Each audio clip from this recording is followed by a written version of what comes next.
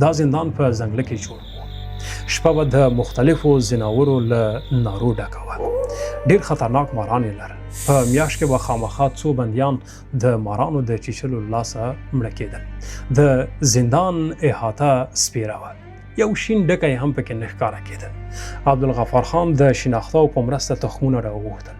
د نور بندیان تشویق کړل چې احاطه شنه کړي. دوی هلته مختلف سبزیجات، ترکاري او ګلان وکرل. احاطه ښکلې شوه. د زندان په دیوالونو کې زندان ته د مارانو د راتلو سوړې بندې کړې. هوا ګرمه وه. په لنډ وخت کې د زندان احاطه له رنګارنګو ګلانو او مختلفو بوټو ډکه شوه.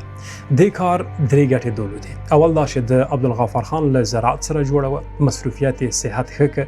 دویم، زندانیانو د خوراک لپاره سبزي او ترکاري پیدا کړه.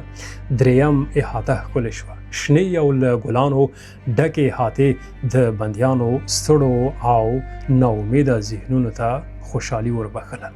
عبدالغفار خان په دې زندان کې 3 کاله تیر کړل.